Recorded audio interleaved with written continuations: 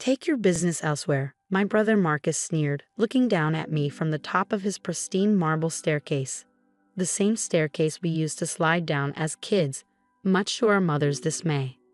Now, at 35, I stood at the bottom, clutching my small suitcase, feeling like a stranger in what used to be our family home. My name is Olivia Bennett, and this wasn't how I'd imagined my life would turn out. Just 6 months ago, I was a successful corporate lawyer, married to who I thought was the love of my life, living in a beautiful penthouse in downtown Boston. But after discovering my husband's years of financial fraud and infidelity, I was now broke, divorced, and standing in my childhood home, begging my younger brother for help. "Marcus, please," I said, trying to keep my voice steady. "I just need a place to stay for a few weeks until I can get back on my feet. The FBI froze all our assets during the investigation. I literally have nowhere else to go." He laughed, the sound echoing through the grand foyer. "That's rich, Olivia. All those years of looking down on me for taking over Dad's construction business while you pursued your fancy law career. What was it you said at Dad's funeral? At least one of us is doing something meaningful with our lives."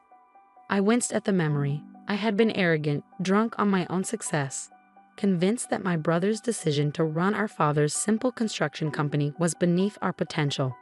The irony wasn't lost on me now. Marcus was a multi-millionaire, having transformed Dad's local business into one of the largest development companies on the East Coast. I was wrong, I admitted, swallowing my pride. I was arrogant and cruel. "I'm sorry." "Sorry doesn't pay the bills, does it, sis?" Marcus adjusted his expensive suit, a subtle reminder of our reverse fortunes. "Maybe you should have thought about that before marrying James without a prenup, even after I warned you about his shady business dealings." The mention of James made my stomach turn. My ex-husband had seemed perfect, charming, successful, ambitious. I had ignored all the red flags, including Marcus's warnings, too blinded by love and pride to see what was right in front of me. By the time the FBI came knocking, James had already fled the country with millions in stolen funds, leaving me to deal with the aftermath. "You were right about him," I conceded, fighting back tears. "You were right about everything. Please, Marcus, we're family." "Family?" He descended a few steps, his expression hardening. "Where was this family sentiment when Mom was sick? When I begged you to come home and help, you were too busy with your high-profile cases to spare even a weekend." The guilt hit me like a physical blow. Our mother had battled cancer for 2 years before passing away last spring. I had visited when I could, but Marcus had been the one there every day, balancing the company and Mom's care while I made excuses about important cases in client meetings. "I know I wasn't there enough," I whispered. "I have so many regrets, Marcus. Please give me a chance to make things right." For a moment, something flickered in his eyes, a hint of the little brother who used to follow me around, who looked up to me with unwavering admiration. But it vanished as quickly as it appeared. "You want to make things right?" He reached the bottom of the stairs, standing directly in front of me. "Start by taking responsibility for your choices. You chose your career over family. You chose James over my warnings. Now you can choose to figure this out on your own." "Where am I supposed to go?" I asked, hating how desperate I sounded. "That's not my problem," he replied coldly. "You're the brilliant lawyer. Figure it out. Just don't come crying to me when your perfect life falls apart. You're not welcome here." The front door opened behind me and Marcus's security guard stepped in, a clear signal that our conversation was over. I looked at my brother one last time, searching for any sign of the close relationship we once had, but found only cold indifference. As I stepped out into the chilly autumn air, the heavy door closed behind me with a final thud. Standing on the driveway of my childhood home, watching the security gate shut, I felt more alone than ever. My phone buzzed. Another email from the FBI's Financial Crimes Unit requesting my cooperation in their ongoing investigation of James's schemes.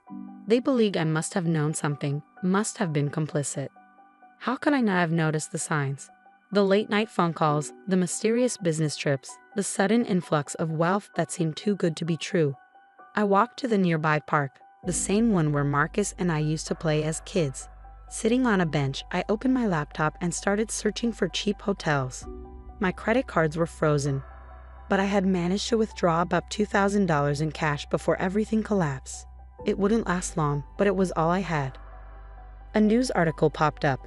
Marcus's latest development project, a luxury residential complex in downtown Boston. The photos showed him at the groundbreaking ceremony, looking confident and successful. The headline praised him as a visionary developer transforming the city's skyline. I remembered teasing him when he first took over Dad's company. "Still playing with trucks and dirt, little brother?" I had said dismissively. Now his trucks and dirt had built an empire, while my carefully constructed life had crumbled to dust. Opening my email, I started sending out job applications to small law firms, knowing my reputation was probably already tainted by association with James' crimes. Even though I'd been cleared of any wrongdoing, who would want to hire a lawyer who couldn't spot fraud happening under her own roof? As night fell, I checked into a budget motel on the outskirts of town. The room was small and musty, with water stains on the ceiling and springs poking through the mattress. A far cry from my former penthouse with its panoramic city views and designer furniture. I sat on the bed, finally allowing myself to cry. Not just for my current situation, but for all the choices that had led me here. For pushing away my brother when he needed me, for ignoring his warnings about James, for letting success and ambition blind me to what really mattered. My phone buzzed again, a text from my former law partner. "Partners meeting tomorrow. Given the circumstances, we think it's best if you tender your resignation. Save everyone the embarrassment." I didn't bother responding. They'd already made up their minds just like Marcus had. In their eyes, I was toxic, tainted by association. 20 years of education, hard work, and dedication, all erased by my husband's crimes and my own poor judgment. The next morning, I walked to a nearby diner, nursing a cup of coffee while scanning job listings. A news alert caught my eye. James had been spotted in the Cayman Islands. Of course he had. He was probably living up on a beach somewhere while I was left picking up the pieces. "More coffee, hon?" the waitress asked, her kind eyes taking in my rumpled appearance. "Please," I nodded, managing a small smile. "And maybe some advice on where I might find work around here." She studied me for a moment. "Well, my sister runs a small legal aid clinic downtown. They're always looking for help. Pays not much, but it's honest work." Legal aid. A year ago, I would have laughed at the suggestion. Now, it sounded like a lifeline. "Thank you," I said sincerely, writing down the address. "I really appreciate it." That evening, my phone buzzed. Marcus. My heart leaped, but I let it go to voicemail. His message was brief and businesslike. "Just making sure you're not dragging my name through the mud while you're job hunting. The Bennett name still means something in this town, even if you don't." I deleted the message, fighting back tears. The brother who once looked up to me now saw me as nothing but a liability, and I had no one to blame but myself. 3 months after starting at the legal aid clinic, I had settled into a routine that would have been unrecognizable to my former self.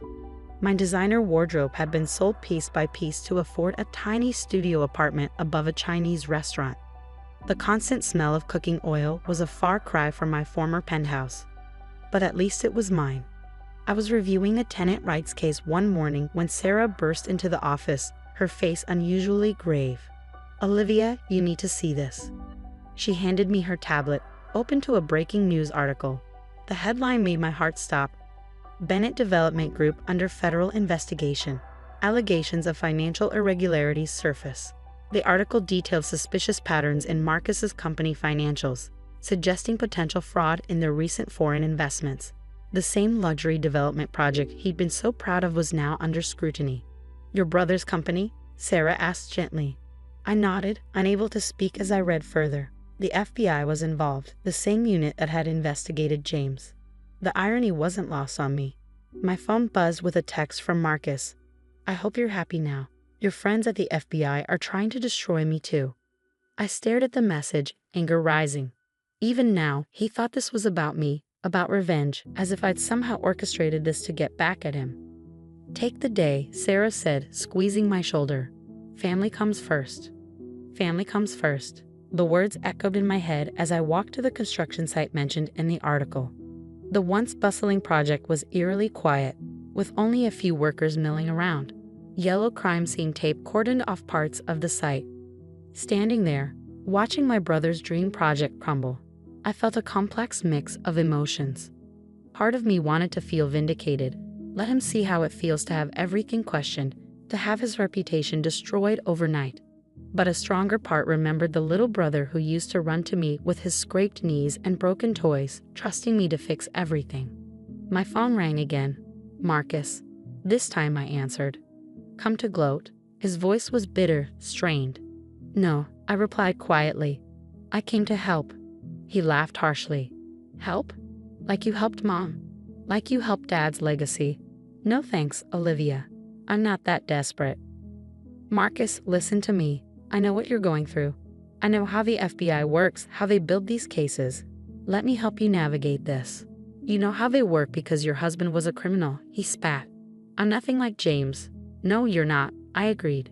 You're my brother, and despite everything, I still believe in you. There was a long pause. I could hear him breathing, could almost picture him pacing in his office like he used to do when we were kids and he was trying to solve a difficult math problem. The investors, he finally said, his voice smaller now. They promised returns that seemed too good to be true. I should have done more due diligence, but we needed the capital for the expansion. I closed my eyes, understanding washing over me. He hadn't committed fraud. He'd been caught up in someone else's scheme, just like I had been with James. Send me everything, I said firmly. All the contracts, all the correspondence. I'll review it tonight. Why would you help me? He asked, suspicion clear in his voice. After how I treated you. Because you're my little brother, I replied simply, and because I know what it's like to watch everything you've built collapse around you. That evening, I sat in my tiny apartment, surrounded by printouts of contracts and financial statements. The more I read, the clearer the picture became. The foreign investors who had seemed like Marcus's salvation were actually part of an elaborate money laundering operation. They had used his legitimate business as a cover for their illegal activities. I worked through the night, making notes, highlighting suspicious patterns, drawing on everything I had learned from James' case. By morning, I had a clear picture of what we were dealing with. Marcus arrived at my apartment at dawn, looking like he hadn't slept either. He stood awkwardly in the doorway, taking in my humble living conditions. Nice place, he said, attempting his usual sarcasm but falling short. It's not much, I admitted, but it's honest. Come in. We have work to do. He sat at my small kitchen table, looking out of place in his expensive suit. I laid out my findings, explaining what I had discovered about the investors. They targeted you specifically, I explained. Your company's rapid growth and clean reputation made you the perfect vehicle for their operation. They never intended for their investment to be legitimate. I should have seen it, he muttered, running his hands through his hair. Dad would be so disappointed. No, I said firmly. Dad would be proud of what you've built, and he'd be proud of how you're going to fight to protect it. Marcus looked up at me, and for the first time in years, I saw my little brother again. Not the successful businessman, but the kid who used to believe his big sister could solve any problem. How do we fight this? He asked. First, we go to the FBI voluntarily, I said. We show them you're a victim, not a perpetrator. Then we trace every dollar, every transaction. We prove your innocence. We? Yes, we. I may have lost everything, Marcus, but I haven't lost my skills. Let me help you save what Dad built. He was quiet for a long moment, studying the papers spread across my table. Why didn't you fight like this for your own case? With James? The question caught me off guard, because with James, I was ashamed. I felt like I deserved what happened because I'd been so blind. But you were just trying to grow Dad's company, to build something real. You don't deserve to lose it all because some criminals took advantage of your ambition. Marcus nodded slowly. I need to ask you something, and I need you to be honest. Did you know? About James? Any of it? No, I said firmly, meeting his eyes. I was as shocked as everyone else. I should have seen the signs, should have listened to your warnings. But I was too proud, too convinced of my own judgment. He absorbed this, then reached across the table and squeezed my hand, the first affectionate gesture between us in years. Okay, he said. Let's fight this. Together. The next few weeks were a blur of meetings with FBI agents, forensic accountants, and lawyers. I took a leave of absence from the legal aid clinic, throwing myself completely into saving my brother's company. One evening, as we pored over documents in his office, Marcus suddenly laughed. What's funny? I asked, looking up from a particularly complex financial statement. Remember when we used to play office in Dad's study? You were always the boss, making me sort papers and fetch coffee. I smiled at the memory. You were a terrible assistant. You kept trying to build paper airplanes out of Dad's invoices. Yeah, well, look at us now. Working together in a real office, trying to save the family business. As we left the office that night, Marcus turned to me. Move back home. The house is too big for just me anyway, and it's more secure than your apartment. Plus, I miss having you around. For the first time in months, I laughed genuinely. Deal, but I get to keep the bigger bedroom. Don't push your luck, sis. As we drove home together, I realized that sometimes it takes nearly losing everything to remember what matters most. Marcus and I had both faced professional crises, but in doing so, we'd found our way back to being a family. The road ahead would be challenging, possibly dangerous, but we'd face it the way we should have all along, as siblings, as partners, as Bennetts. The transition back to living in our family home was surreal. My childhood bedroom remained exactly as I had left it, including the law school acceptance letters I had proudly pinned to the bulletin board. Marcus had preserved everything, even though he had claimed to resent me all these years. One morning, 3 weeks after moving back in, I was reviewing case files in Dad's old study when our FBI protection detail burst in. We need to move you both. Now, Agent Torres's tone left no room for argument. We intercepted communications suggesting an imminent threat. Marcus appeared in the doorway, his face tense. What kind of threat? The kind that involves professional hitmen arriving from Eastern Europe. Torres replied grimly. Get your essentials. You have 5 minutes. As we hurriedly packed our bags, I caught Marcus staring at Dad's portrait in the hallway. We built all this legally, he said quietly. Every contract, every project. We did it right. How did we end up here? Because bad people took advantage of good ones, I replied, placing a hand on his shoulder. But we're going to fix it. The safe house was a modest cabin outside the city. As we settled in, Torres briefed us on what they had discovered. The crime syndicate had lost millions when we exposed their money laundering operation. Now, they wanted revenge. Your sister's investigation hit them hard, Torres explained to Marcus. She found connections we'd been trying to trace for years. Marcus looked at me with newfound respect. Guess all those years of corporate law weren't wasted after all. The skills weren't wasted, I agreed. I just used them for the wrong things. That evening, as we sat by the cabin's fireplace reviewing more documents, Marcus's phone buzzed. His face went pale as he read the message. They're offering a deal, he said, handing me the phone. If we back off, retract our statements about the fraud, they'll guarantee our safety and even restore the investment. I read the message, my lawyer's mind already analyzing the implications. It's a trap. Even if we agreed, they'd never let us live knowing what we know. I know, he sighed. But the company, Olivia, we're losing contracts every day this investigation continues. People are getting laid off. I thought about Dad, about how he had built his company on principles of honesty and hard work.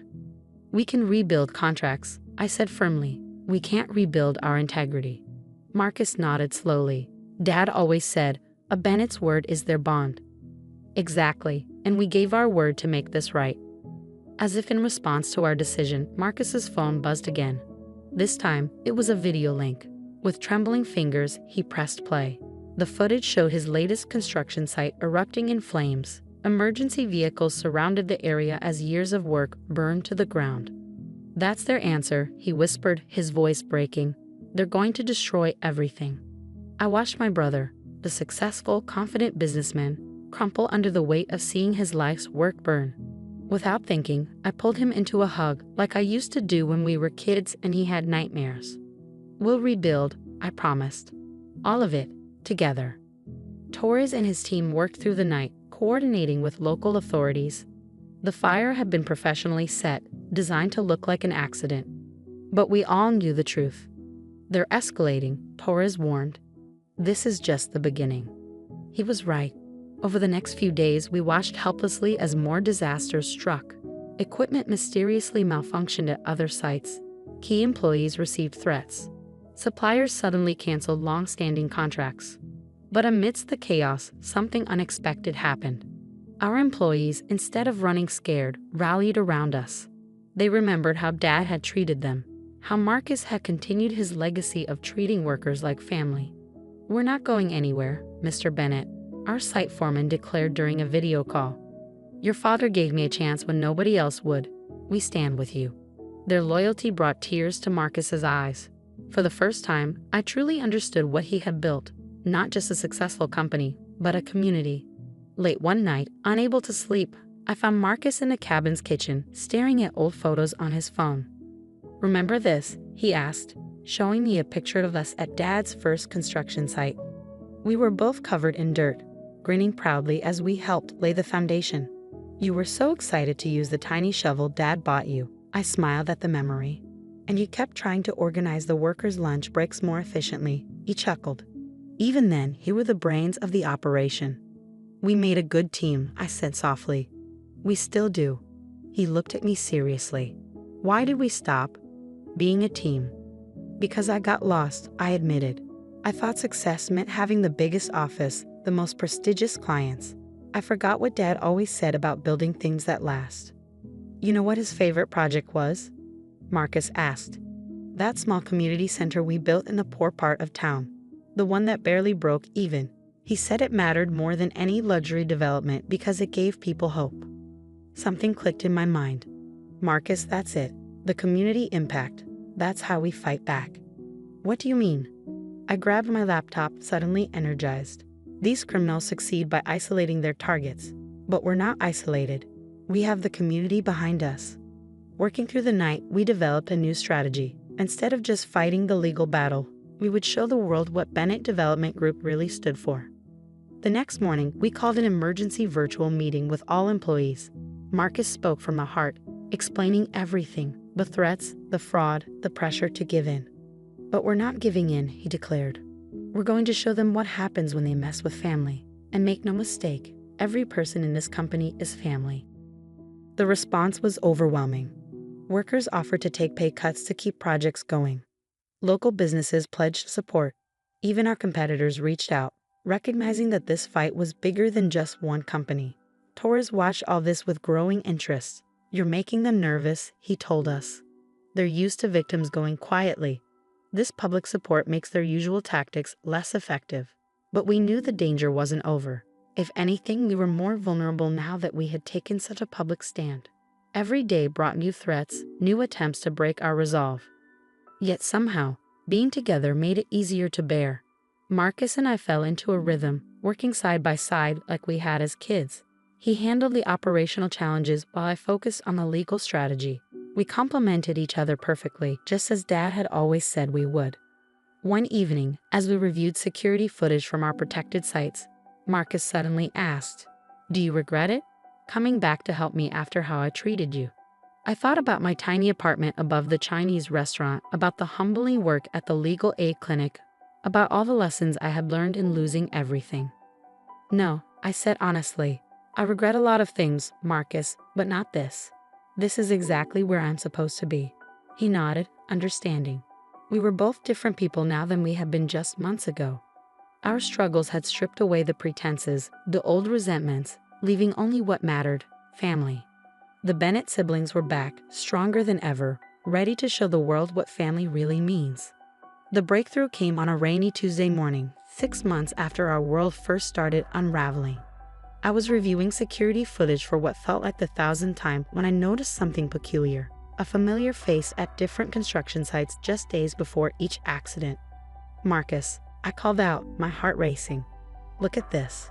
He hurried over, coffee mug in hand. The footage showed a well-dressed man, ostensibly a potential investor, touring our sites. But his visits perfectly preceded each disaster. That's Viktor Petrov, Marcus said, his face darkening. He was the one who first approached us about the foreign investment.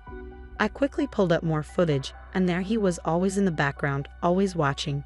This wasn't just sabotage. They had been studying us, learning our patterns. Call Torres, I said, already reaching for my phone. This is what we've been waiting for.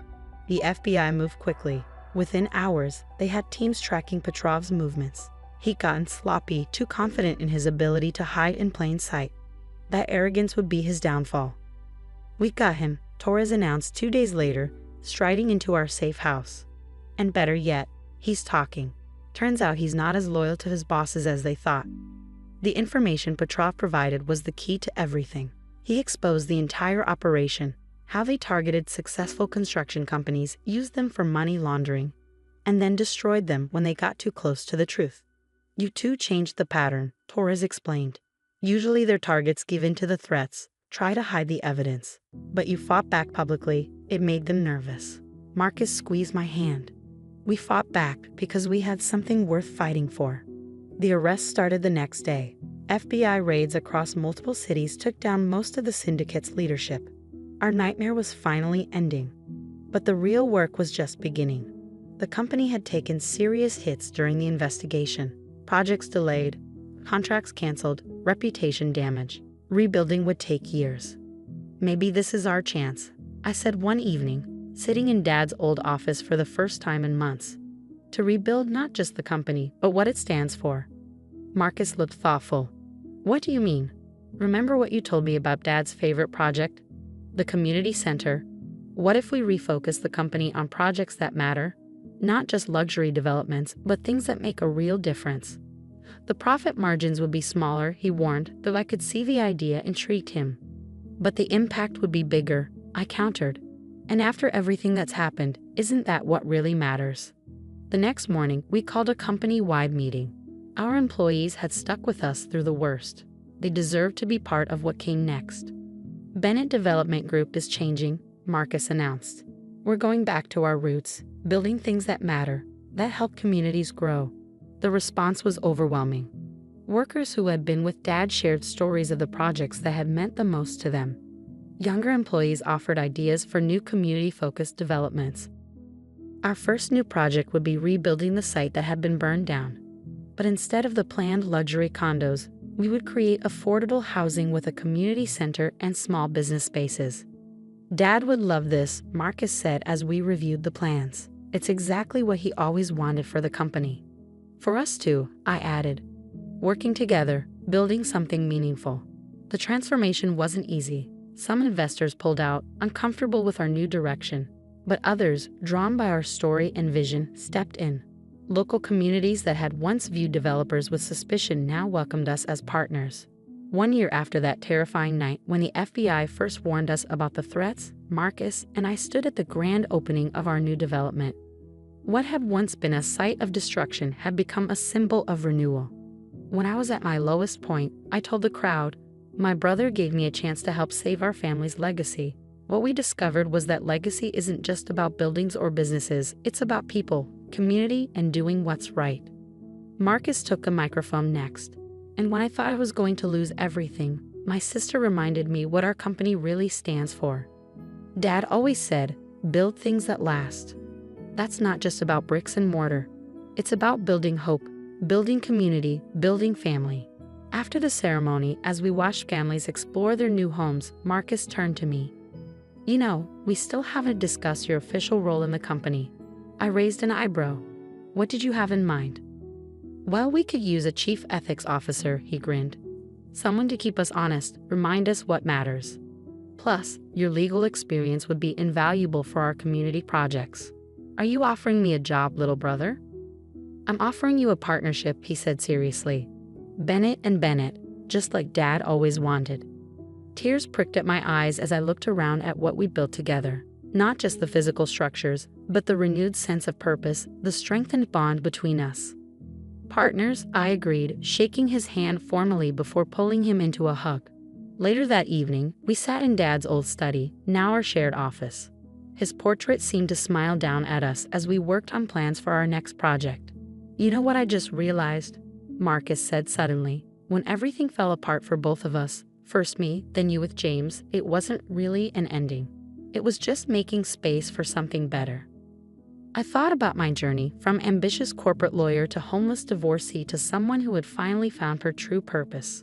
Sometimes you have to lose everything to remember what matters most, I replied. Family, Marcus nodded. Dad always said that was the foundation everything else is built on. As we continued working into the night, I felt a deep sense of peace.